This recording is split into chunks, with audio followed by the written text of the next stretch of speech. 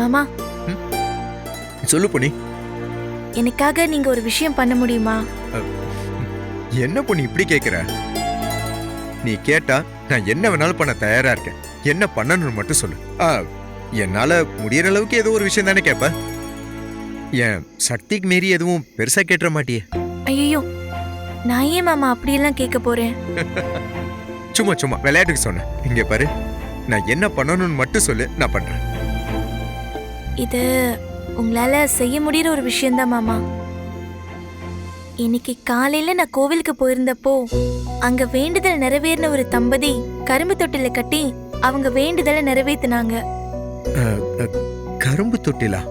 அப்படின்னா சாமி கிட்ட வேண்டி குழந்தை வரம் கிடைச்சவங்க கரும்புல தொட்டில கட்டி அந்த குழந்தைய தொட்டில போட்டு கோவிலை சுத்தி வரணுங்கிறது அந்த கோவிலோட ஐதீகம். கேட்கவே புதுசா இருக்கே பொன்னி. இத குழந்தை பிறந்ததுக்கு அப்புறமும் பண்ணலாம், இல்ல அதுக்கு முன்னாடி தொட்டில குழந்தை பொம்மை ஏதாச்சும் ஒண்ணு வச்சு கூட இந்த வேண்டுதலை நிறைவேற்றலாமா மாமா? உங்களுக்காகவும் உஷாக்காவுக்காகவும் இந்த வேண்டுதலை நானும் சக்தியும் பண்ணலான்னு இருக்கோம். என்ன பண்ணி சொல்ற?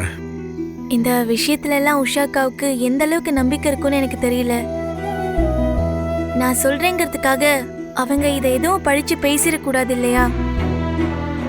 பொதுவாவே அவங்க சுபாவம் அப்படிதான். அதான் உங்களுக்கு பதிலா நானும் சக்தியுமே இத முழு மனசோட பண்ணலான்னு இருக்கோம். எனக்கு என்ன சொல்றதுன்னு தெரியல.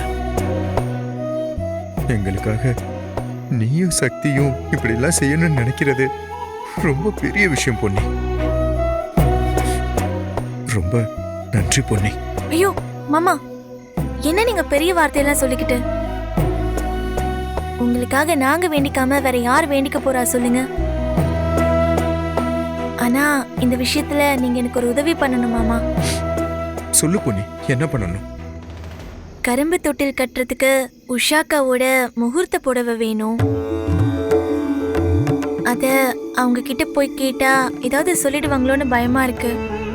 அதான். இத பார், அத பத்தி நீ எதுவும் கவலைப்படாத பொன்னி.